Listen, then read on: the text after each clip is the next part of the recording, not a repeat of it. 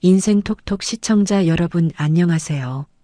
올해 38 된 그냥 평범한 회사원입니다. 결혼한 지 3년 됐고 친정엄마 한 분이 제가 가진 전부예요. 오늘 이 이야기를 꺼내는 건 제 손으로 직접 끊어낸 전화 한 통 때문입니다. 평생 시장 바닥에서 생선 대가리를 치며 저를 키운 엄마가 수술대에 오르기 전날 밤 저는 남편이라는 사람한테 그런 말을 들었거든요. 지금도 그 목소리가 귓가에 그대로 박혀 있습니다. 그날 저는 퇴근 카드만 찍고 가방째 들고 병원으로 달려갔습니다. 6인실 병실 문을 여니 소독약 냄새가 훅 끼쳤고 엄마는 링거줄을 단 채 모로 누워 천장만 보고 있었어요. 제가 손을 잡자 그제야 천천히 고개를 돌리시더라고요. 왔어? 회사는 안 바빠? 엄마는 괜찮아. 너 괜히 여기 붙어 있지 말고 내일 봐. 응? 엄마 손이 왜 또 이래? 다 갈라졌잖아. 약도 안 발랐지? 지문이 닳아 없어진 손이었습니다. 평생 찬물에 생선을 만지느라 마디마다 굵어진 그 손을 저는 한참 쓸어내렸어요. 손등은 갈라져 반창고가 덕지덕지 붙어 있었습니다. 척추가 내려앉으면서 다리에 힘이 풀려 좌판 앞에 그대로 주저앉으신 게 보름 전이었어요. 그날로 30년 장사를 접었고 다음날 아침이면 허리를 째는 큰 수술이 잡혀 있었죠. 진아야, 나 이 수술 꼭 해야 되니? 약 먹고 좀 버티면 안 될까? 돈이 너무 무섭다. 엄마, 그 말 한 번만 더 하면 나 진짜 속상해. 돈은 내가 알아서 해. 엄마는 수술만 생각해. 큰 소리는 쳤지만 사실 제 속은 새카맣게 타들어가고 있었습니다. 비상금 500만 원은 검사비에, 입원비에, 보증금에 벌써 다 들어간 뒤였거든요. 그런데 수술실 들어가기 전까지 1,000만 원이 더 있어야 한다고 했어요. 저한테 그 돈이 아예 없는 건 아니었습니다. 결혼하면서 남편과 매달 월급을 절반씩 모아온 부부 공동 계좌가 있었으니까요.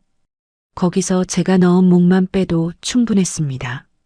엄마가 다시 잠든 걸 확인하고 복도로 나와 남편에게 전화를 걸었습니다.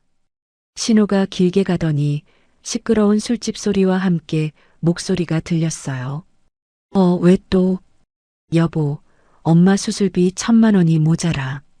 공동계좌에서 내가 넣은 돈만 뺄게. 인증서, 비밀번호랑 보안카드 어디 있는지만 말해줘. 잠깐 침묵이 흐르더니 한숨이 길게 났습니다. 그 돈 지금 못 빼. 대출 원금 갚으려고 정기예금으로 묶어놨잖아. 지금 깨면 이자 다 날아가. 그 손해는 누가 볼 건데. 위약금은 내가 책임질게. 그 돈 내가 다시 채워 넣을게. 내일 아침까지 넣어야 해. 위치만 알려줘. 아, 말귀를 못 알아듣네. 장모님 수술비로 뺄 돈은 없어. 지금은 한 푼도 없다고, 한 푼도 라는 말에 손끝이 서늘해졌습니다. 저는 목소리를 한 톤 낮췄어요. 여보, 엄마 내일 아침에 허리 여는 큰 수술이야. 그런데 당신 2주 동안 얼굴 한 번 안 비쳤어. 사위가 코빼기도 안 보이는데 우리 엄마가 그걸 정말 모를 것 같아? 내가 왜 안 갔는지 몰라. 솔직히 그 병실 들어가면 생선 비린내가 옷에 배는 것 같아. 괜히 찝찝하다고. 비린내요. 저는 그 단어를 듣고 한동안 숨이 막혀서 아무 말도 못했습니다. 그 비린내 묻은 손이 평생 벌어내준 돈으로 우리가 지금 어디서 발 뻗고 사는지 이 사람은 정말 모르는 걸까요? 아니면 알면서도 모른 척하는 걸까요? 저는 떨리는 목소리를 겨우 눌러 한마디 했습니다. 여보, 그 정기예금 말이야. 정말 아직 안 깬 거 맞아? 순간 수화기 넘어가 잠깐 조용해졌어요. 그 짧은 침묵이 그날 밤 제 안에서 뭔가를 툭 건드렸습니다. 저는 더 캐묻지 않았습니다. 캐물어봐야 솔직히 답할 사람이 아니라는 걸 아니까요. 대신 머릿속에 정기예금 4글자를 또박또박 새겨두었습니다. 3년 전 결혼할 때였습니다. 엄마는 딸이 시댁에서 기죽지 않게 하겠다며 평생 모은 3억 원을 신혼집 전세금으로 통째로 내놓으셨어요. 사위 믿는다. 우리 딸 하나 잘 부탁한다. 그 말을 하면서도 엄마는 그 돈을 사위에게 빌려준다는 자필 차용증을 꼭 받아두셨습니다. 그때는 그게 좀 야박하다 싶었는데 지금 와 생각하면 엄마가 저보다 사람을 훨씬 잘 봤던 거예요. 저라고 마냥 당하기만 한 사람은 아니었습니다. 시댁에서 김장값이다, 명절값이다, 생활비를 은근히 요구할 때마다 적당히 맞춰준 건 몰라서가 아니었어요.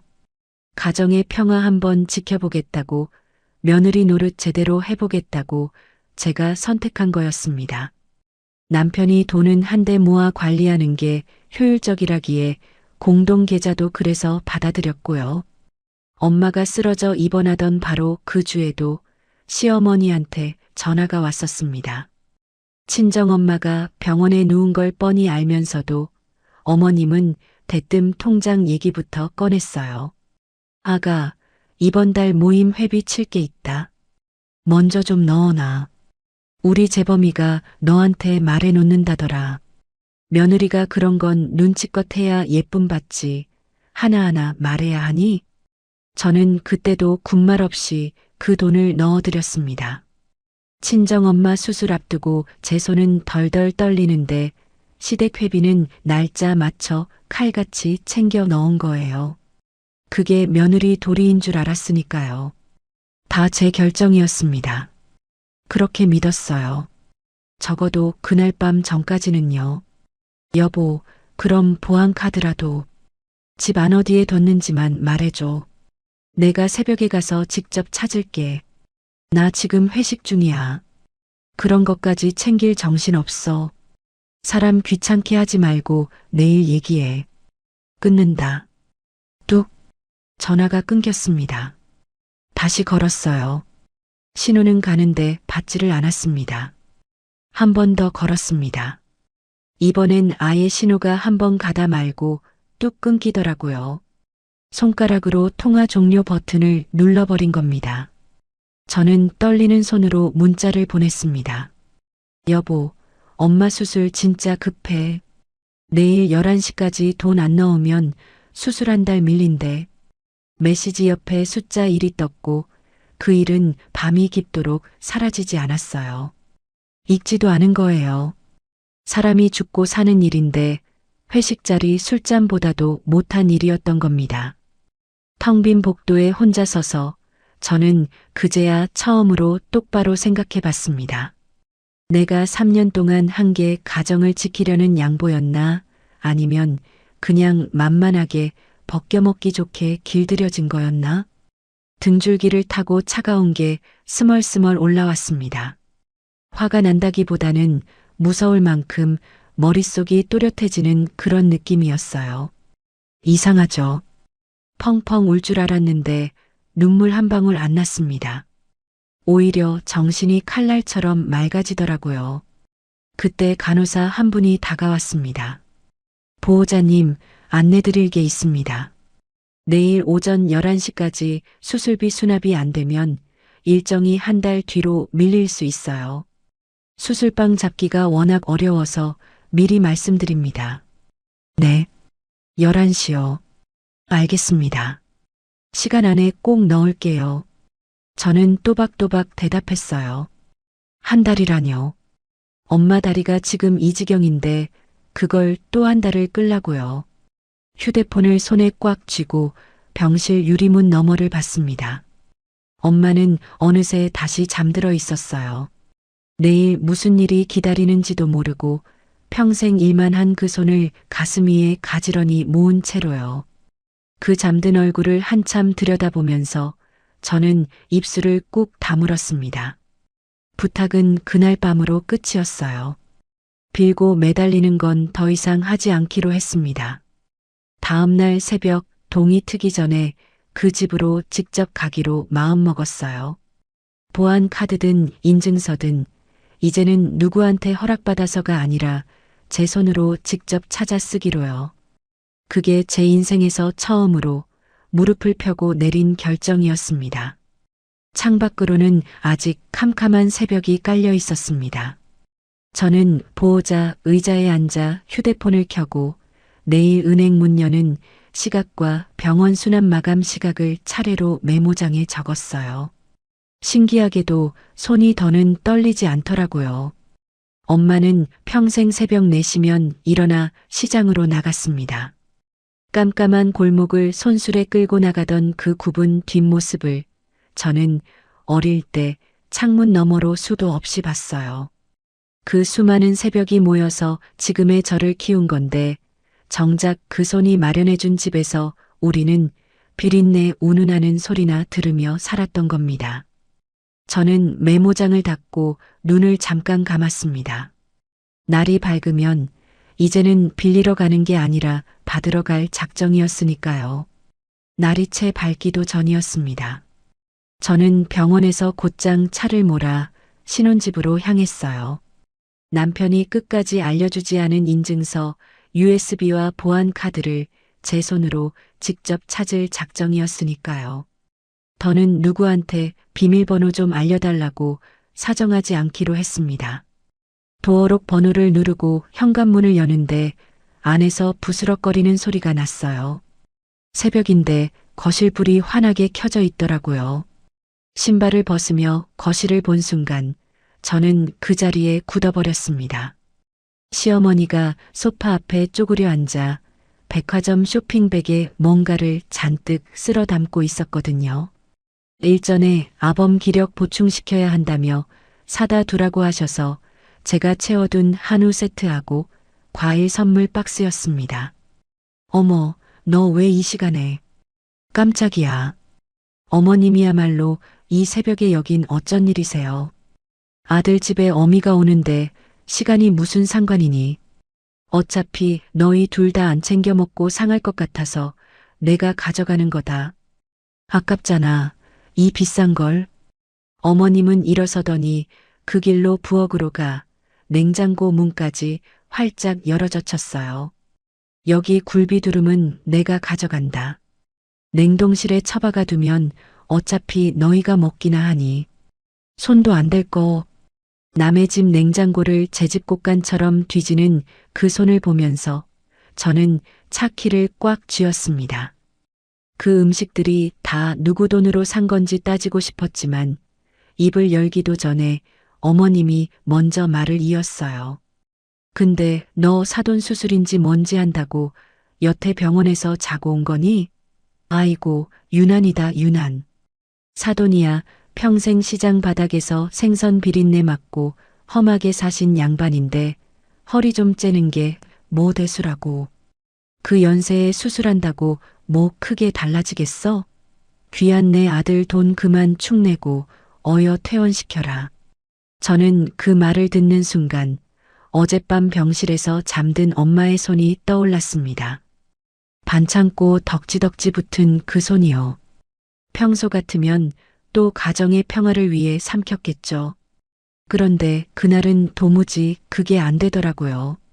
어머님, 이 집 전세금 3억, 우리 엄마가 평생 그 비린내 맡아가며 생선 팔아서 마련해 주신 돈이에요. 그 돈으로 지금 어머님 아들이 발 뻗고 편히 자는 거고요. 우리 엄마 함부로 말씀하지 마세요. 순간 거실 공기가 싸늘해졌습니다. 어머님이 천천히 돌아서더니 저를 위아래로 훑어보며 코웃음을 치셨어요. 얘 좀 봐라. 어디서 시어머니한테 눈을 똑바로 뜨고 대들어. 친정에서 그렇게 배웠니? 하여간 사람은 자라온 데를 못 속인다니까. 천한 건 천한 거야. 우리 아들이 아까워, 정말. 어머님, 됐고. 나 모레 일본 여행 가니까 거기서 쓸 용돈이나 넉넉히 넣어놔라. 며느리가 그 정도 눈치는 있어야지. 아범한테 다 말해놨으니까 토 달지 말고. 어머님은 쇼핑백과 굴비두름을 양손에 나눠 들고는 마치 당신 물건 챙기듯 유유히 현관을 나섰습니다. 문이 쾅 닫히는 소리가 거실에 울렸어요. 저는 텅 빈 거실에 한참을 서 있었습니다. 일본 여행이요. 친정엄마 수술비 1,000만 원은 단 한 푼도 없다던 그 집에서 시어머니는 모레 비행기를 탄다는 거예요. 그 용돈은 또 누구 월급에서 나가는 거고요. 뭔가 단단히 어긋나 있었습니다. 저는 그 길로 남편 서재로 들어갔어요. 책상 서랍을 위에서부터 차례로 열었습니다. 두 번째 서랍 안쪽 잡동사니 밑에서 인증서 USB가 나왔고 그 옆에 비밀번호를 적어둔 메모지와 보안 카드까지 한꺼번에 나오더라고요. 부부가 같이 쓰자고 만든 계좌니 사실 숨길 것도 없는 물건들이었습니다. 그런데 어젯밤엔 왜 그렇게 한사코 위치를 안 알려줬을까요? 답은 곧 화면에 떴습니다. 저는 노트북을 켜고 은행 사이트에 접속했습니다. 인증서 비밀번호를 입력하는 손이 조금 떨렸어요. 공동 계좌를 조회한 순간 화면을 보고 저는 숨을 멈췄습니다. 대출 원금 갚으려고 정기예금에 묶어놨다던 그 계좌가 3개월 전에 이미 해지되어 잔액이 0원으로 떠 있었거든요. 어젯밤 전화로 지금 깨면 손해가 막심하다던 그 돈은 애초에 깰 것도 없이 진작 빠져나간 뒤였던 겁니다. 손가락이 차가워졌습니다. 입출금 내역을 한 줄 한 줄 내려봤어요. 제가 매달 꼬박꼬박 넣은 월급이 어머님 이름으로 된 마이너스 통장으로 또 어느 캐피탈 회사로 줄줄이 빠져나가고 있었습니다. 그리고 수취인 적유의 신우이 제2의 이름과 외제차 모델명이 나란히 찍힌 채 매달 200만 원씩 자동으로 이체되고 있었어요. 신우이가 끌고 다니는 그 번쩍거리는 새 차 할부금을 제 월급으로 갚아주고 있었던 겁니다. 그제야 지난 3년이 쭉 깨어졌습니다. 작년 가을 제가 친정에 김장 비용 좀 보태자고 했을 때 남편은 이번 달은 보너스가 안 나왔다며 인상을 썼었어요. 올봄 엄마 생신 때 식사 자리 값을 반반 내자니까 대출 이자 때문에 빠듯하다고 했고요. 그 빠듯하다던 돈이 다 어디로 갔는지 화면이 낱낱이 말해주고 있었습니다. 우리 집은 늘 돈이 없었던 게 아니라 우리 친정 쪽으로만 귀신같이 돈이 없었던 거예요. 조금 전 어머님이 쇼핑백에 쓸어 담아간 그 한우와 과일도 결제 내역을 보니 전부 이 공동 카드로 긁힌 것이었습니다. 제 월급으로 산 음식을 제 눈앞에서 들고 나가신 거예요. 카드 결제 내역으로 넘어갔습니다. 그리고 저는 어젯밤 그 시각을 보고 말았어요. 남편이 회식 중이라 정신없다며 제 전화를 끊어버린 바로 그 시간에 대형 여행사 결제 창구에서 500만 원이 일시불로 긁혀 있었습니다. 친정엄마 수술방은 한 달 밀린다는데 시어머니랑 시누이 일본 료칸 여행은 그 밤에 이미 결제가 끝나 있었던 거예요. 바로 그때 식탁 위에 둔 제 휴대폰이 짧게 울렸습니다. 시댁 식구들 단체 대화방이었어요. 시누이가 들뜬 글자들을 쉴 새 없이 쏟아내고 있더라고요. 엄마 면세점에서 그 가방 꼭 사. 내가 받은 거 있어. 키읔키읔. 료칸 예약 확정됐대. 온천 개꿀 유유 빨리 가고 싶다. 시어머니도 곧장 답을 보냈습니다. 그래, 이번엔 좀 제대로 쓰자. 용돈은 아범이 며느리한테 받아낸다더라. 저는 그 대화창을 끝까지 읽고 아무 답도 달지 않은 채 화면을 껐습니다. 한쪽에선 사람이 수술대에 오르는데 다른 한쪽에선 온천이 개꿀이라는 거예요. 그 온도차가 차라리 저를 더 또렷하게 만들었습니다. 저는 한동안 화면만 바라봤습니다. 화가 치밀어 오를 줄 알았는데 이상하게 머릿속이 점점 차분하게 가라앉더라고요. 저는 프린터를 켰습니다. 지난 3년간의 모든 이체 내역과 그 여행사 결제 영수증까지 한 장도 빠짐없이 인쇄했어요. 종이가 한 장씩 밀려 나올 때마다 제가 어떤 집에서 무엇으로 취급받으며 살아왔는지가 또렷한 활자로 차곡차곡 쌓여갔습니다. 출력된 종이 다발을 손에 쥐었을 때 손끝이 미세하게 떨리긴 했습니다. 그래도 눈물은 안 났어요.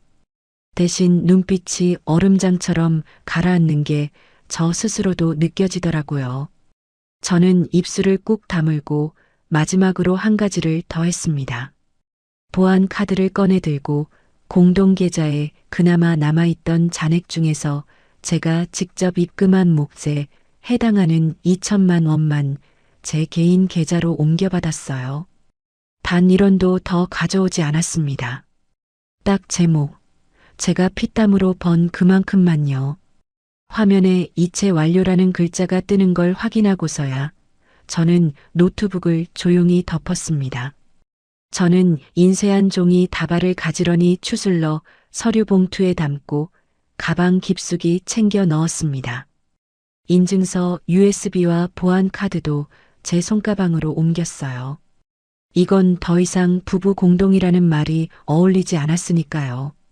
한쪽이 몰래 다 빼돌려 놓은 걸 누가 공동이라고 부르겠어요. 그건 그냥 도둑질이죠. 창밖이 어느새 희뿌옇게 밝아오고 있었습니다. 빌리러 들어온 집에서 저는 모든 걸 알아버린 채로 걸어 나왔어요. 손에는 종이 다발이, 가슴속에는 더 이상 흔들리지 않을 결심이 하나 단단히 들어차 있었습니다. 이제 빌고 매달리던 며느리는 그 집 현관에서 끝이 났습니다. 그날 낮에 저는 잠깐 병원에 들렀습니다. 다음 날 아침 첫 수술 자리가 마침 하나 비어 있어서 그 시간으로 일정을 다시 잡아두고 왔어요. 돈은 이제 제 손안에 있었으니까요. 남편한테 빌 일도 허락받을 일도 없었습니다. 저녁이 되자 남편이 현관문을 열고 들어왔습니다. 평소처럼 다녀왔어 한마디 던지려던 그 사람은 식탁 위를 보고 그대로 멈춰 섰어요. 거기엔 제가 새벽에 인쇄해온 3년치 거래 내역서와 여행사 결제 영수증이 가지런히 펼쳐져 있었거든요. 저는 거실 소파에 팔짱을 끼고 앉아 그 사람을 가만히 바라봤습니다. 이게 뭐야? 너 남의 서랍을 왜 뒤져? 앉아. 얘기 좀 하자. 남편은 앉지 않았습니다. 저는 천천히 그러나 또박또박 물었어요. 우리 엄마 수술비 1,000만 원은 죽어도 없다더니 당신 엄마랑 여동생 일본 료칸 여행비 500만 원은 어디서 나왔어? 그것도 내가 당신 전화 붙들고 사정하던 바로 그 시각에 결제했더라. 남편의 얼굴이 굳었습니다. 잠깐 당황하는 게 보이더라고요. 그런데 이 사람은 미안하다는 말 대신 넥타이부터 거칠게 풀었습니다. 우리 엄마가 어떤 분인데 평생 시집살이 하면서 고생만 하신 분이야. 아들로서 그 정도 효도도 못해? 그게 그렇게 잘못이야? 적반하장이었어요. 저는 헛웃음이 나왔습니다. 효도? 좋지. 근데 그 효도를 왜 내 월급으로 해? 당신 돈으로 하면 되잖아. 부부 돈이 어딨어. 그게 다 우리 돈이지. 솔직히 너도 친정만 끼고 돌잖아. 장모님 검사비, 입원비 다 네가 냈다며? 그건 왜 나한테 말 안 했는데. 내 돈으로 우리 엄마 챙긴 건 잘못이고 내 돈으로 당신 엄마 챙긴 건 당연한 거야? 그 논리 참 편하네. 야, 돈 관리 나한테 맡긴 건 너잖아. 네가 좋다고 했으면서 이제 와서 왜 딴소리야. 맡긴 거지. 내 친정엄마 수술비 막아가면서 내 식구들한테 갖다 바치라고 한 적은 없어. 그건 맡긴 게 아니라 도둑 맞은 거야. 진짜 왜 이렇게 예민하게 굴어. 엄마가 좀 쓰셨기로 써니. 그게 뭐 큰일이라고 사람을 도둑 취급을 해. 큰일이라뇨.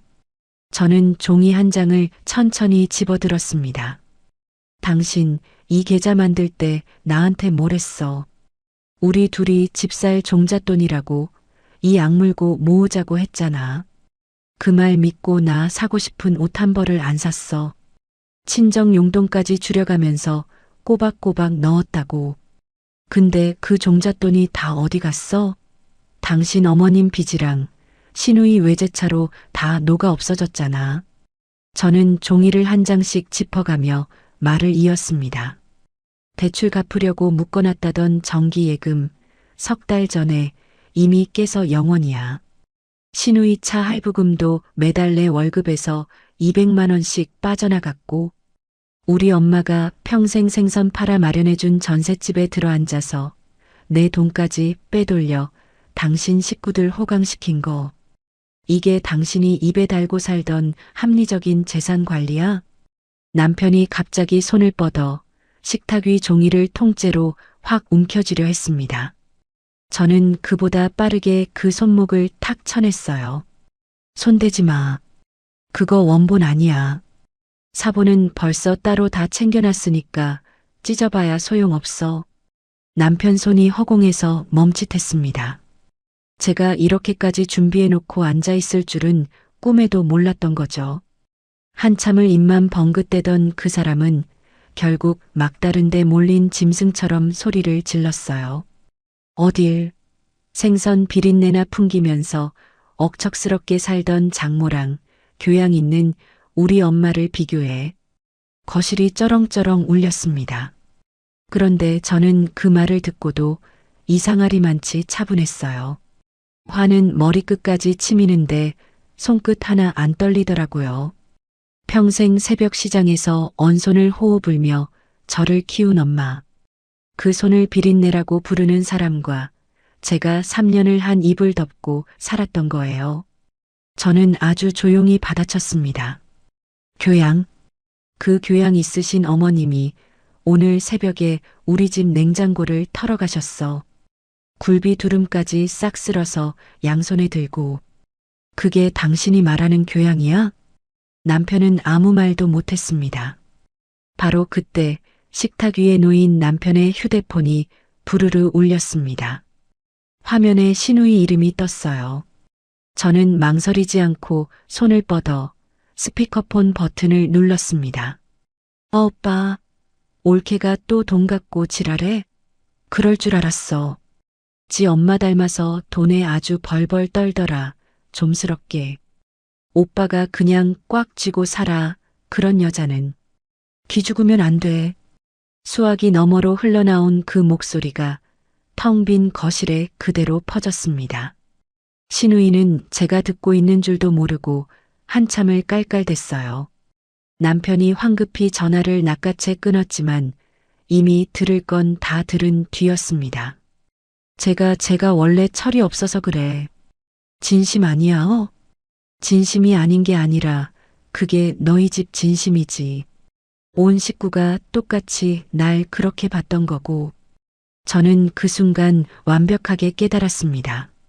제가 가정의 평화를 위해 참고 며느리 도리라며 양보했던 그 모든 시간이요. 저들에게는 그저 벗겨먹기 딱 좋은 호구의 짓이었던 거예요. 고마운 줄도 미안한 줄도 모르고 그냥 우습게 본 겁니다. 그 깨달음은 분노보다 차가웠습니다. 그 3년이 주마등처럼 스쳤습니다. 시집온 첫 명절, 저 혼자 부엌에서 종일전을 부치는데 시누이는 소파에 누워 손가락 하나 까딱 안 했죠. 그때 어머님이 지나가며 한마디 하셨어요. 친정에서 일 안 배웠니? 손이 왜 이렇게 굼떠? 저는 그날도 그냥 웃으며 넘겼습니다. 좋은 며느리가 되고 싶었으니까요. 그렇게 웃으며 삼킨 날들이 차곡차곡 쌓여서 결국 오늘 이 꼴이 된 겁니다. 전화를 끊은 남편이 다시 저를 향해 언성을 높였어요. 너 회수해간 2천만 원 당장 원상 복구해놔. 그거 공동 계좌 돈이야. 너 마음대로 빼간 거 횡령이라고. 횡령. 저는 천천히 자리에서 일어섰습니다. 그리고 그 사람을 마치 발밑에 기어다니는 벌레라도 보듯 위아래로 훑쳤어요. 그 돈은 내가 한 푼 한 푼 넣은 내 몫이야. 내일 아침 우리 엄마 수술비로 들어갈 거고 이런 한 푼도 돌려받을 생각하지 마. 횡령? 누가 누구한테 그 단어를 입에 올려. 저는 미리 싸둔 서류 가방을 들고 현관으로 걸어갔습니다. 남편이 황급히 앞을 가로막고 섰어요. 어디가? 얘기 안 끝났어. 너 이러고 나가면. 비켜. 뭐? 경찰 부르기 전에 비키라고. 지금 사람 길 막는 거, 이것도 다 죄야. 제 목소리가 어찌나 차가웠는지 남편이 저도 모르게 한 발 물러서더라고요. 그제야 그 사람 표정이 바뀌었습니다. 뭔가 단단히 잘못 굴러가고 있다는 걸 그제야 느낀 거죠. 여보. 우리 이러지 말고 얘기로 풀자. 응? 내가 미안해. 엄마한테도 내가 잘 말할게. 여보, 응? 우리 그동안 정도 있는데 아니, 우리 앞으로를 생각해서라도. 앞으로? 우리한테 앞으로가 어딨어? 그건 어젯밤 당신이 한 푼도 없다고 했을 때 이미 끝났어. 하지만 그래도 늦은 거였어요. 미안하다는 말이 그렇게 쉽게 나올 거였으면 어젯밤 그 전화를 그렇게 매정하게 끊어버리진 말았어야죠.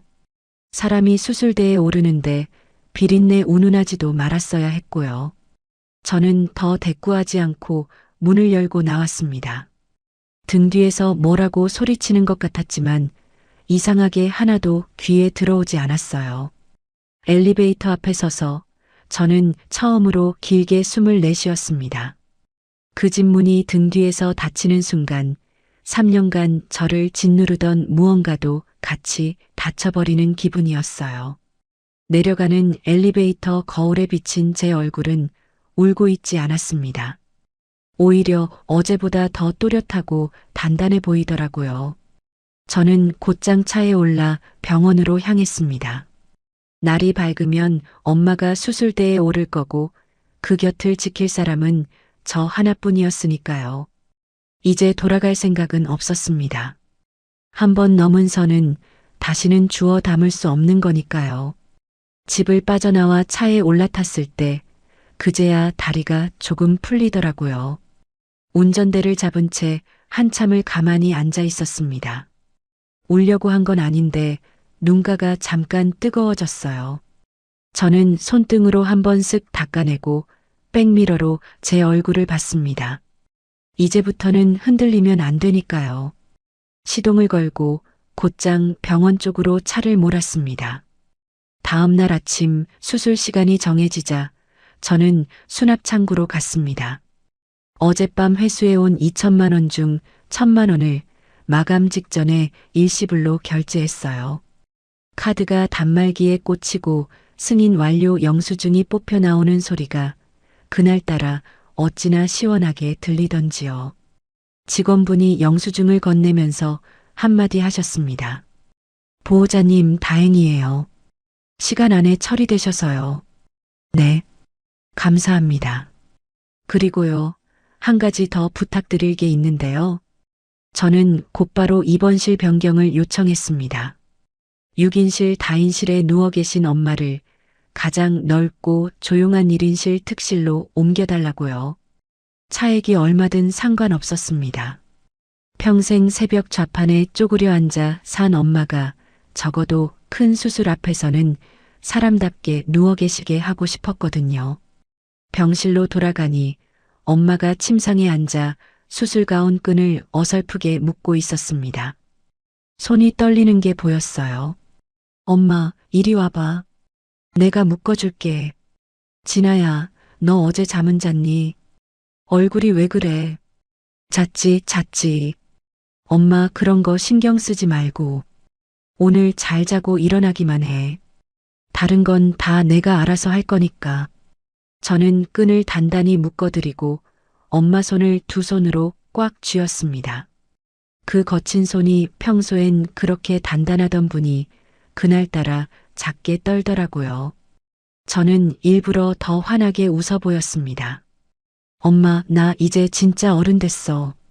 알지? 그러니까 아무 걱정 말고 푹 자고 와. 그래. 우리 딸이 다 컸지. 이동 침대가 도착하고 엄마가 수술실 쪽 복도로 실려갔습니다.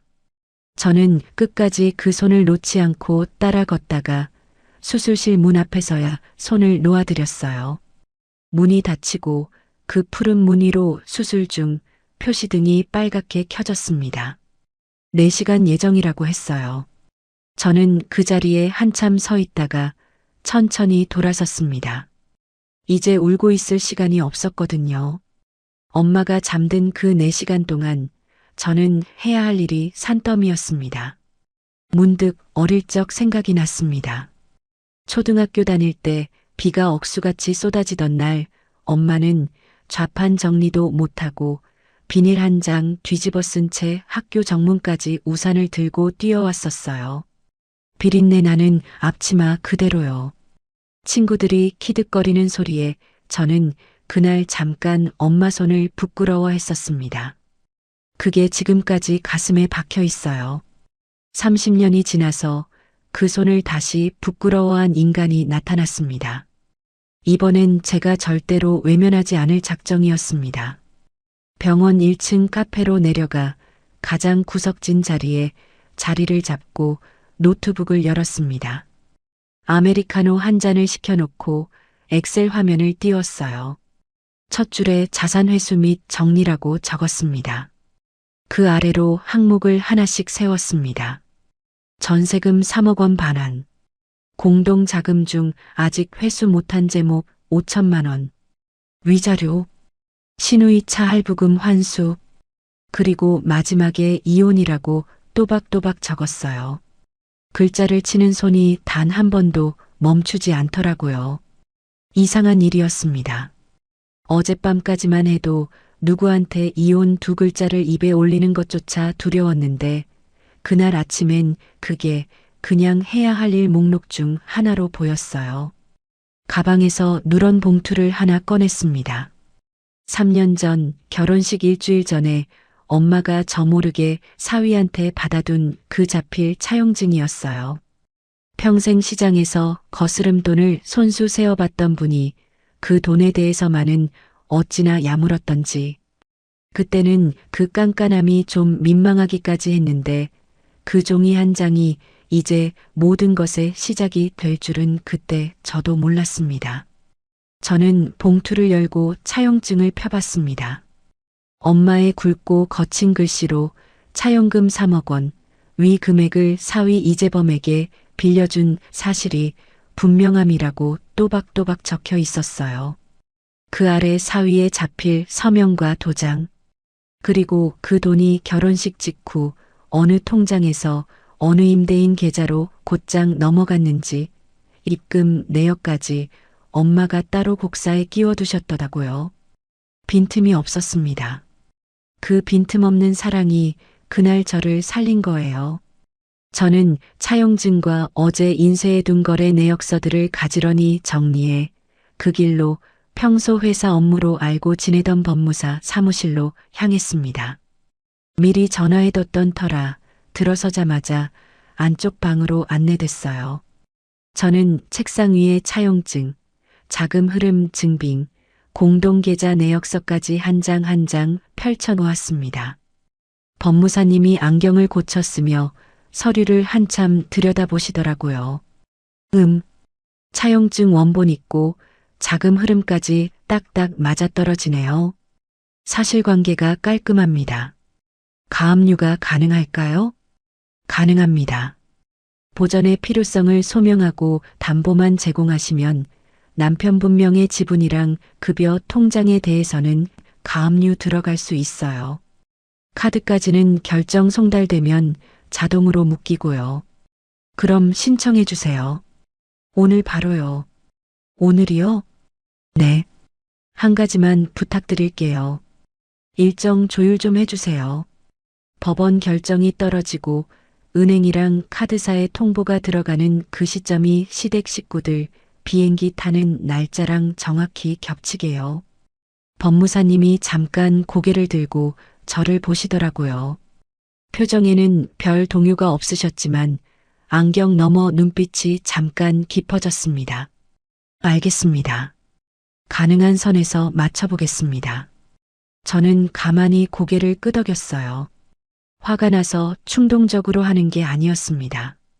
어머님이 그 새벽에 굴비 두름까지 양손에 들고 나갈 때 저더러 일본 여행 용돈 넉넉히 넣어두라고 코웃음을 칠 때 그때 이미 머릿속에 그려둔 그림이었어요.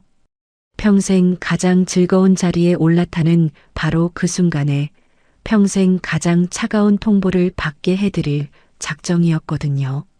같은 시각 남편은 뭐하고 있었느냐고요.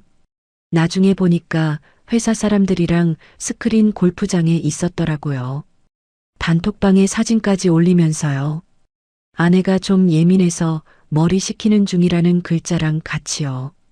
그 사람은 정말로 제가 며칠 지나면 굽히고 들어올 거라고 믿었던 거예요. 평소 진아가 그랬으니까.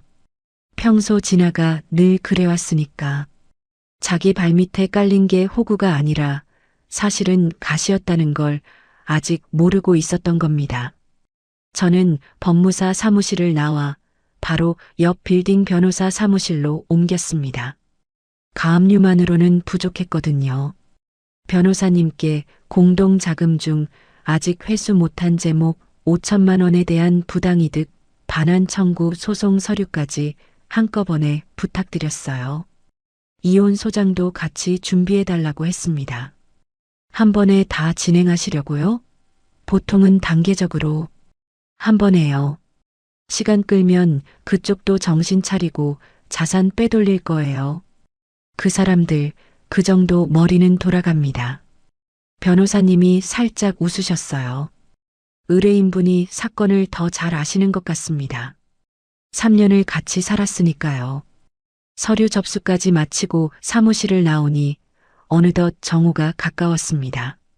저는 휴대폰을 꺼내 시간을 확인했어요. 엄마 수술이 끝날 무렵이었습니다. 다리에 갑자기 힘이 풀리더라고요. 그제야 제가 아침부터 물 한 모금 안 마셨다는 게 떠올랐어요. 저는 근처 편의점에 들어가 따뜻한 캔 커피 하나를 사들고 나왔습니다. 차에 올라타서 한 모금 마시는데 그게 그렇게 따뜻하더라고요. 누가 옆에서 어깨를 토닥여주는 것처럼요. 저는 휴대폰을 켜고 어제부터 와 있던 남편의 문자들을 처음으로 열어봤습니다. 처음엔 어디야 전화 좀 받아로 시작하던 게 시간이 갈수록 내가 잘못했어 한 번만으로 바뀌어 있더라고요. 마지막 문자는 새벽 3시쯤이었습니다. 여보, 엄마는 좀 어떠셔? 수술 잘 받게 해드려. 그 문장을 보고 저는 피식 웃고 말았어요. 어제까지 비린내 운운하던 입에서 하룻밤 만에 엄마라는 단어가 나오다니요. 이 사람한테 우리 엄마는 평생 사돈이었지 단 한 번도 어머님인 적이 없었습니다. 저는 그 문자들을 한꺼번에 길게 눌러 전부 삭제 버튼을 눌렀어요. 휴지통 비우기까지요. 깔끔하게요. 저는 백미러 속 제 얼굴을 한 번 더 봤습니다. 어제보다 야위어 있었지만 눈빛은 살아 있었어요. 시동을 걸고 다시 병원 쪽으로 핸들을 돌렸습니다. 이제 곧 엄마가 깨어날 시간이었으니까요. 며칠이 그렇게 흘렀습니다. 엄마 수술은 무사히 끝났고 저는 1인실 보호자 침상에서 쪽잠을 자며 회복 과정을 지켜봤어요. 그 사이에도 변호사 사무실과는 거의 매일 통화를 했습니다.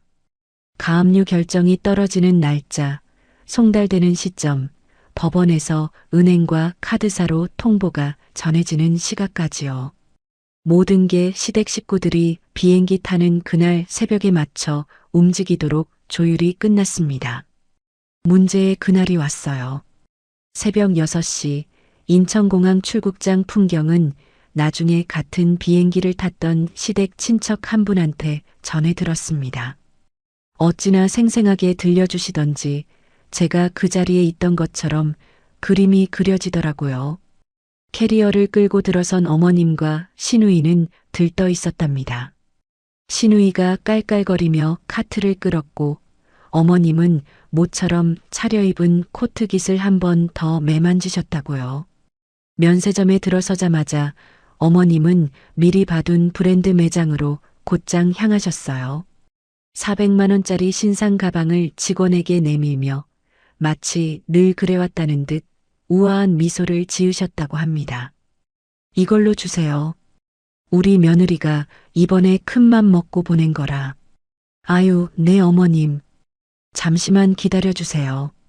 직원이 카드 단말기에 카드를 꽂았습니다. 그런데 한참을 기다려도 영수증이 나오질 않았어요. 단말기 화면을 들여다보던 직원이 살짝 당황한 표정을 짓더니 조용히 말했답니다. 손님, 죄송하지만 이 카드는 한도 초과가 아니라 거래 자체가 정지돼 있다고 뜨네요. 법적 조치라고 안내가 떠 있어서요. 뭐? 법적 조치? 무슨 소리야 그게? 어머님 얼굴이 그 자리에서 시뻘개졌다고 했습니다. 평생 남 보는 데서 큰 소리 안 내고 살았다고 입버릇처럼 말하시던 분이 매장 안에서 그날 처음으로 고래고래 소리를 지르셨대요. 기계가 고장 난 거 아니야? 다시 해봐, 다시. 이 카드 우리 아들 회사 다닌 카드야. 직원이 재차 시도해도 결과는 같았답니다. 옆에 있던 다른 손님들이 흘끔거리기 시작했고 신우이가 그제야 얼굴이 새파래져서 어머님 팔을 잡아당겼대요. 엄마, 일단 나가자. 사람들 다 봐.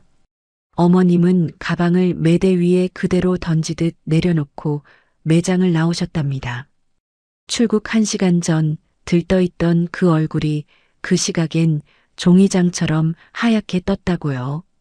설상가상으로 그 모습을 같이 여행 가는 어머님 친구분들이 다 보고 있었답니다.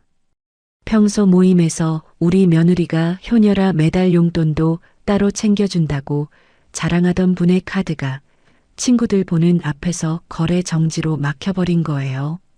한 친구분이 어색하게 다가와 왜 그래? 무슨 일 있어? 하고 묻자 어머님은 대답도 못하고 그냥 고개만 푹 숙이셨대요.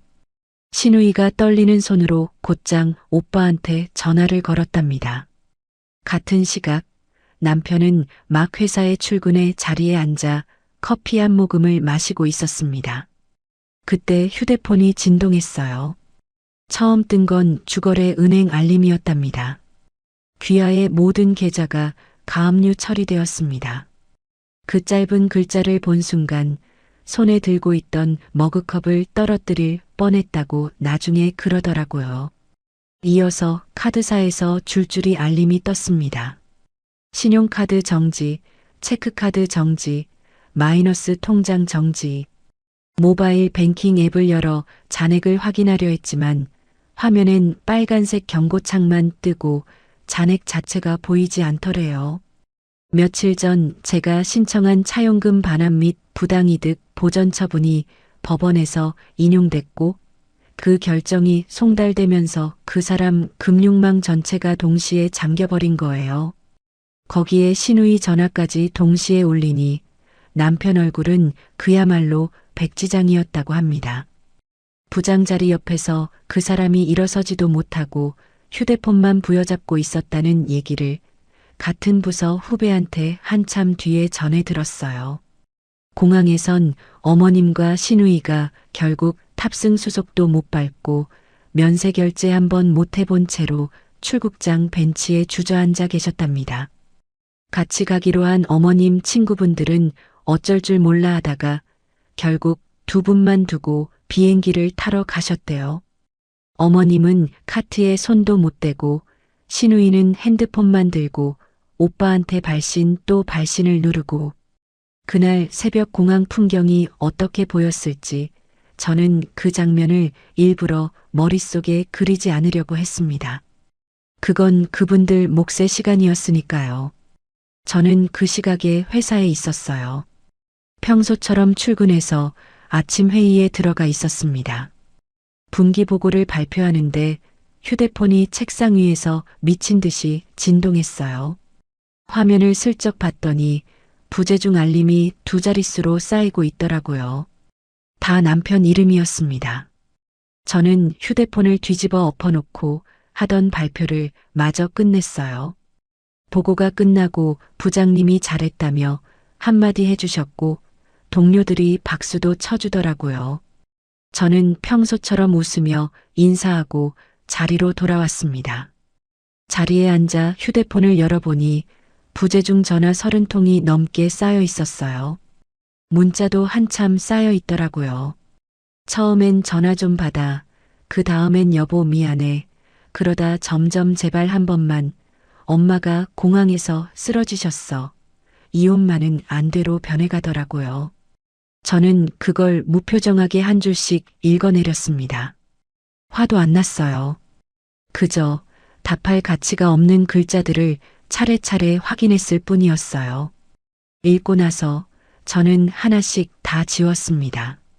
그리고 휴대폰 설정에 들어가 그 사람 번호와 어머님, 시누이 번호까지 전부 수신 차단 등록을 했어요. 손가락이 한 번도 떨리지 않았습니다. 옆자리 동료가 슬쩍 다가왔습니다. 평소 친자매처럼 지내는 선배였어요. 진아 씨, 무슨 일 있어? 아까 회의 때부터 전화가 엄청 왔던데. 얼굴 좀 봐. 며칠 새 폭삭 야위였어. 아, 별일 아니에요. 집에 잠깐 정리할 게 있어서요. 정리? 네. 인생에서 한 번은 해야 할 정리요. 늦었지만요. 선배가 잠깐 제 얼굴을 보더니 더 묻지 않고 어깨만 한번 토닥여 주셨어요. 그 짧은 손길이 그날따라 이상하게 큰 위로가 되더라고요. 저는 평소처럼 웃었습니다. 진짜로 웃을 수 있더라고요. 그 사람들 인생이 한순간에 무너지고 있다는 걸 알면서도 제 얼굴엔 동요가 없었습니다. 점심시간 동안 저는 남은 업무를 깔끔하게 정리했고 오후엔 반차를 냈어요. 부장님께 어머님 간병이 있어서 그렇다고 말씀드렸더니 흔쾌히 보내주시더라고요. 가방을 챙겨 회사 정문을 나서는데 휴대폰이 또 부르르 울렸습니다. 차단된 번호 말고 모르는 번호로 걸려온 전화였어요. 받아보니 시누이였습니다. 새 번호로 우회해서 거는 거였어요. 옳게 진짜 이러면 안 돼. 우리 엄마 공항에서 쓰러지셨어. 응급차 불렀어. 빨리 카드 좀 풀어줘. 응? 저는 한참을 가만히 듣고 있었습니다. 시누이가 울먹이는 척하는 그 떨림이 며칠 전 스피커폰 너머로 깔깔거리던 그 목소리와 같은 사람 입에서 나오고 있다는 게 신기할 정도였어요. 저는 조용히 한마디만 했습니다. 새 번호도 차단할게요. 다시는 걸지 마세요. 전화를 끊고 곧바로 그 번호도 차단 목록에 추가했습니다. 그러고는 휴대폰을 가방에 넣고 병원 쪽으로 걸어갔어요. 병원에 도착하니 엄마가 침대에 비스듬히 앉아 있었습니다. 수술 며칠 만에 안색이 한결 좋아진 게 눈에 보이더라고요. 저를 보자마자 엄마가 환하게 웃으셨습니다. 왔어? 오늘 일찍 왔네. 응. 엄마 보고 싶어서 일찍 도망쳤지. 저는 침대 옆 보조의자에 앉아 엄마 손을 잡았습니다. 평생 굵어진 그 마디를 한번 쓸어내리는데 그 손이 그날따라 따뜻하더라고요.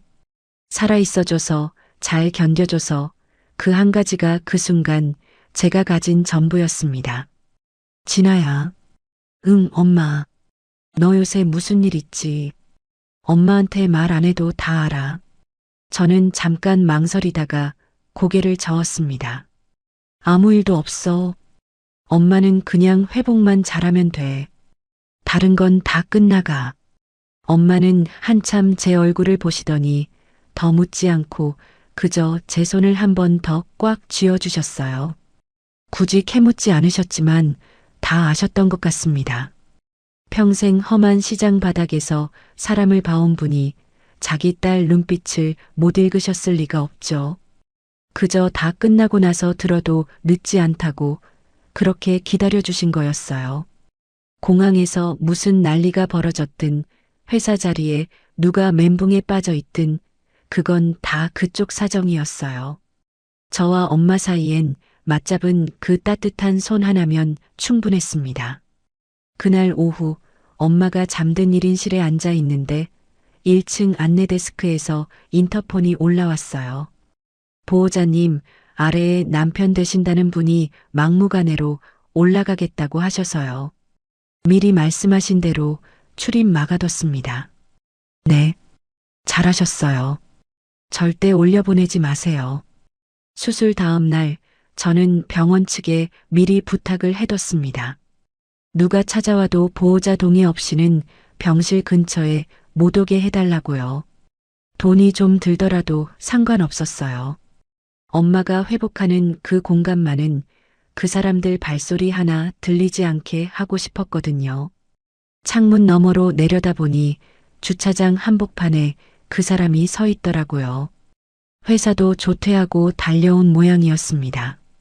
셔츠 단추가 반쯤 풀린 채로 주차 기둥을 주먹으로 한번 쾅 치는 게 보였어요. 그러더니 휴대폰을 귀에 대고 또 발신을 누르는 거예요.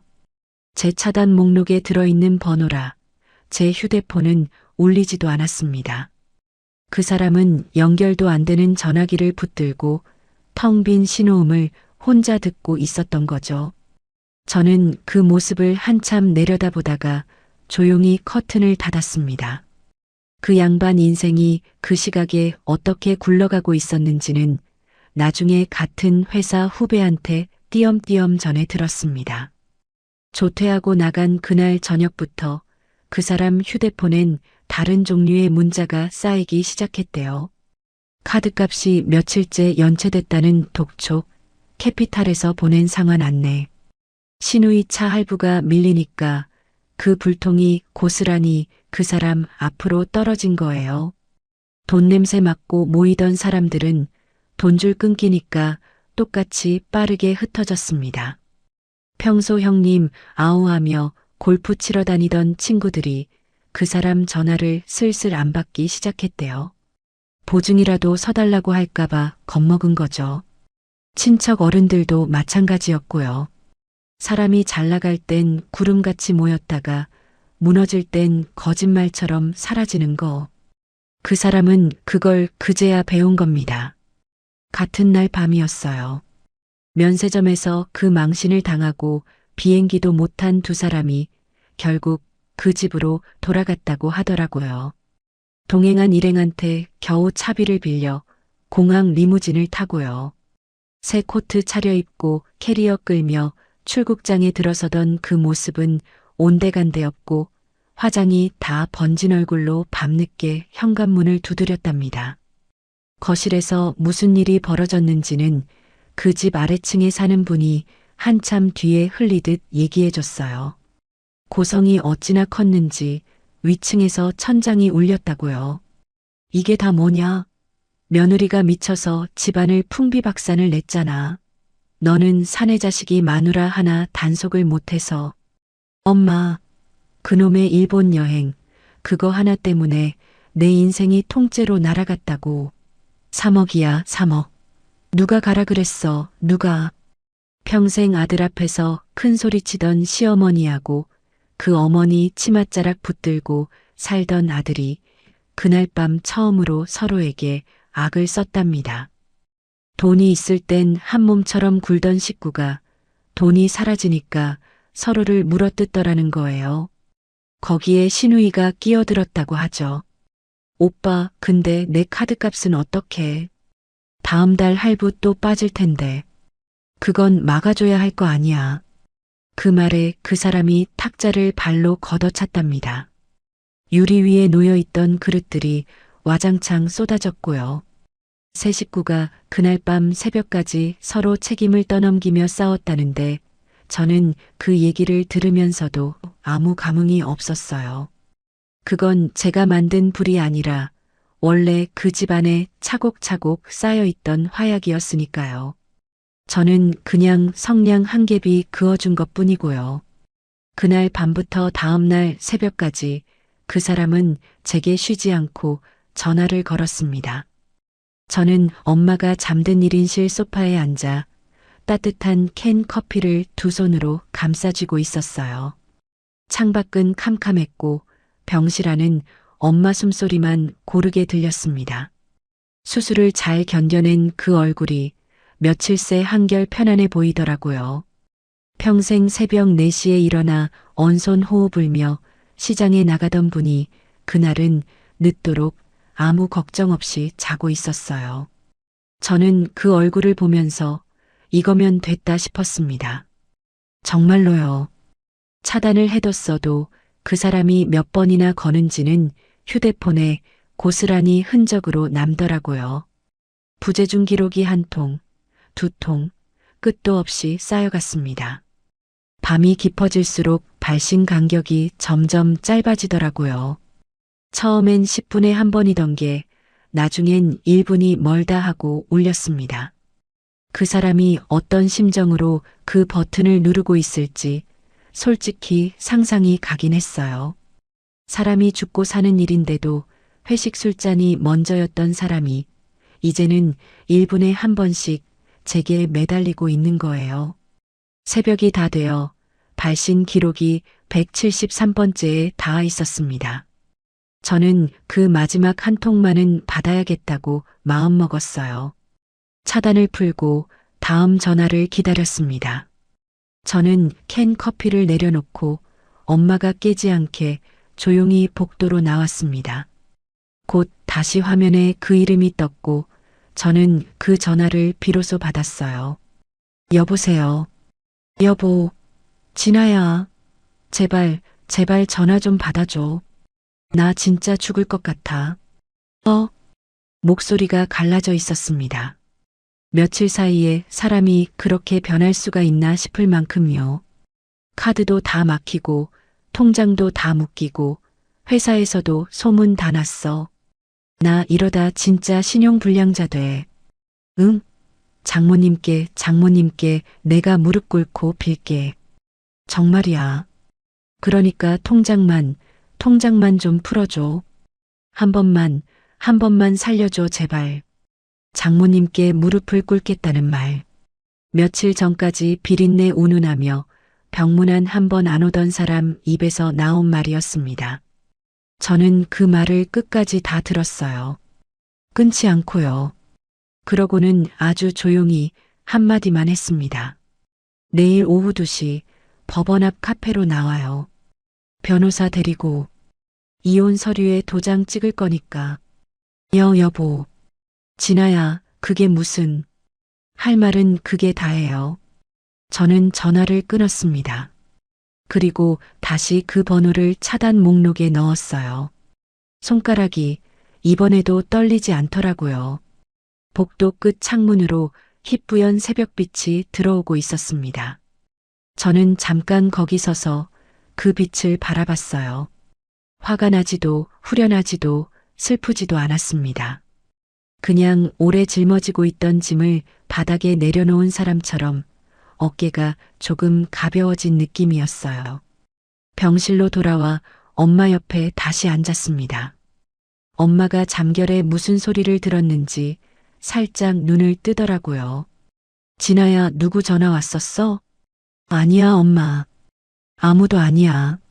어서 더 자. 그래. 엄마는 다시 스르르 눈을 감았습니다. 저는 엄마 이불을 가만히 어깨까지 끌어올려 덮어드렸어요. 내일이면 다 끝날 일이었습니다. 평생 빌고 매달리던 며느리가 아니라 제 손으로 마지막 매듭을 짓는 사람으로요. 저는 그 새벽 엄마 곁에서 처음으로 깊고 편안하게 눈을 감았습니다. 그날 오후 저는 가장 단정한 정장을 꺼내 입었습니다. 결혼식 끝나고 한 번도 꺼내 입지 않았던 짙은 남색 정장이었어요. 거울 앞에서 매무새를 한 번 다듬는데 손이 차분하더라고요. 떨리지도 설레지도 않았습니다. 그저 오래 미뤄둔 일을 마치러 가는 사람의 얼굴이었어요. 법원 앞 카페에 들어서니 변호사님이 먼저 와 계셨습니다. 그리고 창가 자리에 그 사람들이 있었어요. 며칠 만에 본 그 사람은 몰라보게 수척해져 있었습니다. 면도도 못한 얼굴에 눈은 퀭하니 들어가 있었고요. 그 옆에는 시어머니가 출국장에서 그렇게 차려입고 우아 떨던 그 코트 대신 후줄근한 옷차림으로 앉아 있었습니다. 며칠 사이에 두 사람 다 10년은 늙어 보이더라고요. 제가 자리에 앉기도 전이었습니다. 시어머니가 벌떡 일어나 제 쪽으로 오더니 그대로 바짓가랑이를 붙들고 주저앉았어요. 아가, 아니 며느라가. 내가 잘못했다. 내가 늙어서 노망이 났어. 사돈을 내가 몰라봤다. 그 귀한 분을 내가 입을 잘못 놀렸어. 한 번만, 응? 한 번만 봐주라. 늙은이가 이렇게 빈다. 응? 평생 저를 위아래로 훑어보며 천한거니 어쩌니 하던 분이었어요. 시집온 첫 명절 부엌에서 종일전을 부치는 제 손을 보며 굼뜨다고 흉보던 그 입으로 이제 제 바짓단을 붙들고 빌고 있는 거예요. 저는 그 손을 내려다봤습니다. 마디가 곱고 매끈한 손이었어요. 평생 찬물에 손 한 번 담가본 적 없는 그런 손이요. 그 사람도 바닥에 무릎을 꿇었습니다. 여보, 내가 다 잘못했어. 한 번만 용서해줘. 앞으로 장모님 친자식처럼 모실게. 평생 노예처럼 살게. 우리 다시 시작하자. 응? 노예처럼 살겠다.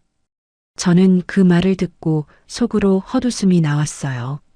사람을 부려먹는 게 익숙한 사람들은 사과할 때도 꼭 그런 식으로 말하더라고요. 모시겠다. 노예처럼 살겠다. 그게 다 위아래를 나누는 말이거든요. 끝까지 진짜 미안한 게 아니라 어떻게든 통장을 다시 손에 넣을 궁리뿐이었던 겁니다. 저는 두 사람을 가만히 내려다봤습니다. 그러고는 들고 온 서류 가방을 열어 안에 있던 것들을 테이블 위에 차례로 올려놓았어요. 재산 분할 합의서, 위자료 청구 내역서, 그리고 차용금 변제 각서까지요. 종이가 한 장씩 테이블에 놓일 때마다 그 사람들 얼굴이 점점 하얗게 질려갔습니다. 우리 엄마 손이요. 저는 조용히 말을 꺼냈습니다. 평생 새벽에 찬물에 생선 만지느라 지문도 다 닳고 마디마다 굵어진 손이에요. 그 손으로 번 돈으로 이 집 저 집 다 먹고 살았으면서 두 분은 그 손을 비린내 난다고 천하다고 했죠. 시어머니가 뭐라고 입을 때려 했지만 저는 말을 끊지 않았어요. 그 손이 모욕당한 감. 두 분 남은 인생 전부로 갖게 될 거예요. 저는 한치도 안 봐줍니다. 카페 안이 조용해졌습니다. 그때 변호사님이 차분하게 입을 열었어요. 두 분 잘 들으십시오. 이 합의서에 지금 도장 안 찍으시면 이쪽은 그대로 형사로 갑니다. 공동계좌 자금을 명의자 동의 없이 빼돌린 부분 횡령하고 배임으로 충분히 고소가 됩니다. 증거는 이미 다 확보돼 있고요. 민사로 끝낼 걸 굳이 정가까지 만드실 필요는 없겠죠. 그 사람 어깨가 축 늘어졌습니다. 빠져나갈 구멍이 없다는 걸 그제야 안 거예요. 한참을 고개 숙이고 있던 그 사람이 떨리는 손으로 펜을 집어들었습니다. 이혼 서류에 그리고 3억 변제 각서에 도장을 눌러 찍는데 손이 어찌나 떨리던지 인주가 번질 정도였어요. 도장이 다 찍힌 걸 확인하고 저는 서류를 한 장 한 장 가지런히 추슬러 다시 가방에 넣었습니다. 시어머니가 그제야 정신이 든 듯 다시 매달렸어요. 아가, 진짜 이렇게까지 해야겠니? 그래도 한때 한 식구였는데 정이라는 게 있잖아, 정이. 정이요. 저는 가방을 들고 일어서며 그 말을 받았습니다. 우리 엄마가 수술대 오르던 그 밤에 그 정 어디 있었어요? 사위가 코빼기도 안 비치고 시어머니는 통장 회비부터 챙기던 그 밤에요. 정은 그쪽이 먼저 끊었어요. 저는 그냥 끊어진 자리에 마침표만 찍은 거고요. 저는 더 이상 두 사람을 보지 않았습니다. 바닥에 주저앉아 우는 소리가 등 뒤에서 났지만 그 소리는 이상하게 멀게만 들렸어요. 카페 문을 밀고 나오는데 봄볕이 환하게 쏟아지더라고요. 3년 동안 제 어깨를 짓누르던 무언가가 그 문턱을 넘는 순간 완전히 떨어져 나갔습니다. 법원 마당을 가로질러 걸어 나오는데 발걸음이 어찌나 가볍던지요. 누가 보면 무슨 좋은 일이라도 있는 줄 알았을 거예요. 사실 좋은 일이 맞았습니다. 잃어버렸던 제 인생을 그날 도로 찾았으니까요. 곧장 병원으로 돌아갔습니다. 엄마는 깨어서 침대에 비스듬히 기대앉아 창밖을 보고 있었어요. 저를 보더니 환하게 웃으시더라고요. 왔어? 어디 좋은 데 갔다 왔나 보네. 얼굴이 폈다. 저는 침대 옆에 앉아 가방에서 합의서 사본을 꺼냈습니다. 그리고 엄마 손에 가만히 쥐어드렸어요. 엄마, 이거 봐. 엄마가 마련해준 그 돈 한 푼도 안 뺏겼어. 전세금도 다 받아낼 거야. 그러니까 이제 아무 걱정하지 마. 엄마가 그 종이를 한참 들여다보셨습니다. 글자를 다 읽으셨는지는 모르겠어요. 그런데 무슨 일이 있었는지는 다 아시는 것 같았습니다. 평생 사람 속을 들여다보며 살아온 분이니까요. 엄마가 떨리는 손을 들어 제 뺨을 가만히 어루만지셨어요. 그 거칠고 굵은 손이 제 얼굴에 닿는데 어찌나 따뜻하던지요. 우리 딸 그동안 얼마나 힘들었어. 엄마는 다 몰랐네. 미안해, 우리 딸. 장하다, 우리 진아. 참 장해. 저는 그제야 눈물이 났습니다. 며칠 동안 한 방울도 안 나던 눈물이 엄마 그 한마디에 터져버리더라고요. 저는 엄마 무릎에 얼굴을 묻고 어린애처럼 한참을 울었습니다. 엄마는 아무 말 없이 그저 제 머리를 천천히 쓸어내려 주셨어요. 평생 새벽 시장에서 저를 키워낸 그 손으로요. 여러 달이 흘렀습니다. 소송이라는 게 드라마처럼 하루아침에 끝나는 게 아니더라고요. 법원을 몇 번이나 오갔고 서류는 또 얼마나 많이 오갔는지요. 그래도 저는 한 번도 흔들리지 않았습니다. 증거가 빈틈없이 제 손에 있었으니까요. 결국 법원의 최종 판결과 강제 집행을 거쳐 엄마의 전세금 3억 원과 그 집이 빼돌린 재모, 거기에 위자료까지 단계적으로 한 푼도 빠짐없이 다 회수했습니다. 반대편 소식은 가끔 바람결처럼 들려왔어요. 빚더미에 올라앉은 두 사람은 신혼집을 헐값에 금매로 넘겼다고 하더라고요. 엄마가 평생 생선 팔아 마련해준 그 집을요. 남은 빚을 갚느라 결국 산동네 꼭대기 곰팡이 핀 월세방으로 쫓기듯 들어갔다고 들었습니다. 그 사람은 급여의 절반이 빚 갚는 대로 압류돼서 매일 편의점 도시락으로 끼니를 때운다고 하고요. 그렇게 떠받들던 시누이는 정작 오빠랑 엄마가 어려워지니까 제일 먼저 연락을 끊었답니다. 자기 입속만 챙기던 사람들이 어떻게 끝나는지 참 교과서처럼 보여주더라고요. 시어머니 소식도 하나 전해 들었습니다. 인력사무소를 전전하며 일자리를 알아보러 다니다가 어느 날 시장 골목을 지나게 됐다고 해요.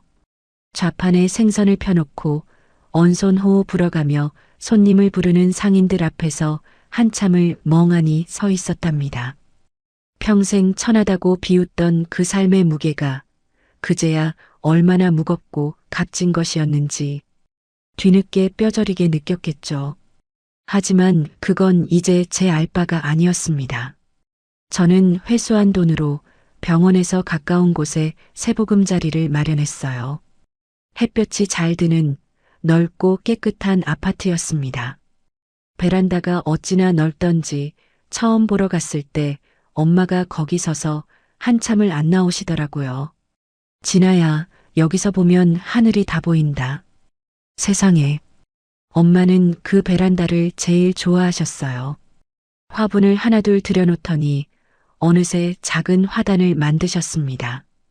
매일 아침 물을 주며 콧노래를 부르는 엄마 뒷모습을 볼 때마다 저는 가슴이 벅찼어요. 그 굽었던 허리가 꾸준히 재활한 덕에 이제 제법 꼿꼿하게 펴졌거든요. 새벽 좌판 앞에 주저앉던 그 등이 이제는 베란다에서 햇볕을 받으며 곧게 서 있는 거예요. 저한테도 좋은 일이 있었습니다. 회사에서 그동안의 일솜씨를 인정받아 최연소로 팀장 발령을 받았어요. 그 며칠간 회사 회의 한 번 빠지지 않고 흔들리는 와중에도 제 일을 끝까지 해냈던 걸 윗분들이 보고 계셨던 모양이에요. 발령 소식을 듣던 날 저는 제일 먼저 엄마한테 전화를 걸었습니다. 엄마가 수화기 너머에서 어찌나 좋아하시던지요. 그날 퇴근길 저는 엄마가 제일 좋아하는 초밥 세트를 샀습니다. 평생 생선을 팔기만 했지 그렇게 곱게 차려진 생선을 앉아서 대접받아 본 적은 없는 분이거든요. 거기에 달지 않은 와인도 한 병 곁들였어요. 비린내 나는 시장이 아니라 향긋한 와인 향이 도는 식탁에 엄마를 앉혀드리고 싶었습니다. 식탁에 마주 앉아 우리는 잔을 부딪혔어요. 엄마, 건강하게 오래오래 살아. 응? 그래. 우리 딸도. 이제 너 좋은 사람 만나서. 아유, 됐어, 엄마. 나 당분간은 엄마랑만 살 거야. 우리 둘이 실컷 놀러 다니고 맛있는 것도 실컷 먹고. 엄마가 소리내어 웃으셨어요. 그렇게 환하게 웃는 얼굴은 정말 오랜만이었습니다. 좌판 앞에서 손님한테 깎아주네 만의 신랑이 하던 그 고단한 얼굴 말고 그냥 한 사람의 어머니로 편안하게 웃는 얼굴이요. 저는 엄마 어깨에 살며시 기대 앉았습니다. 엄마, 우리 앞으로는 남 눈치 그만 보고 우리만 생각하면서 살자. 며느리 도리 그런 거 이제 안 해도 돼. 그냥 엄마랑 나 우리 둘만 행복하면 되는 거야. 엄마가 제 머리를 가만히 쓰다듬으셨어요. 그 거친 손이 이제는 더 이상 부끄럽지 않았습니다. 오히려 세상에서 제일 자랑스러운 손이었어요. 저를 키운 손이고 끝까지 저를 지켜준 손이니까요. 결혼할 때 그렇게 깐깐하게 차용증을 받아두던 그 손이 결국 저를 살린 거잖아요. 그래. 우리 진아 말이 다 맞다. 창밖으로 저녁 노을이 지고 있었습니다. 붉고 따뜻한 빛이 거실 가득 들어와 화분들 위로, 우리 두 모녀 위로 곱게 내려앉았어요. 한때는 빌고 매달리며 살았던 제가 이제는 이렇게 당당하게 제 두 발로 서 있었습니다. 그것도 세상에서 가장 사랑하는 사람 곁에서요. 평생 새벽을 깨우며 저를 키운 엄마와 그 엄마 덕분에 무릎을 펴고 일어선 딸. 우리의 두 번째 인생은 그렇게 따뜻한 노을 속에서 비로소 시작되고 있었습니다. 지금 혹시 누군가의 그늘에서 참고만 사는 분이 계신다면 이 말씀을 꼭 드리고 싶어요. 양보에도 끝이 있어야 합니다. 지켜야 할 사람과 지켜야 할 선을 절대 헷갈리지 마세요. 그게 제가 그 모든 일을 겪고 나서 깨달은 단 한 가지입니다. 긴 이야기 끝까지 들어주셔서 정말 감사합니다. 참고 견디는 것이 미덕이라 배우며 살아오신 분들이 많습니다. 하지만 오늘 이야기가 말해주듯 진짜 용기는 무작정 참는 것이 아니라 지켜야 할 사람과 넘지 말아야 할 선을 분명히 아는 데 있습니다. 묵묵히 가족을 위해 헌신해온 그 세월은 결코 헛되지 않습니다. 당신의 그 거칠어진 손이 사실은 세상에서 가장 귀하고 자랑스러운 손이라는 걸 잊지 마세요. 늦은 때란 없습니다. 지금부터라도 나 자신과 진짜 소중한 사람을 위해 사는 인생 충분히 누리실 자격이 있습니다. 이야기를 끝까지 들어주셨다면 잘 들었다고 댓글 하나만 남겨주세요. 구독과 좋아요를 눌러주시는 모든 분들이 행복하시길 기원합니다. 오늘 함께 해주셔서 정말 감사합니다.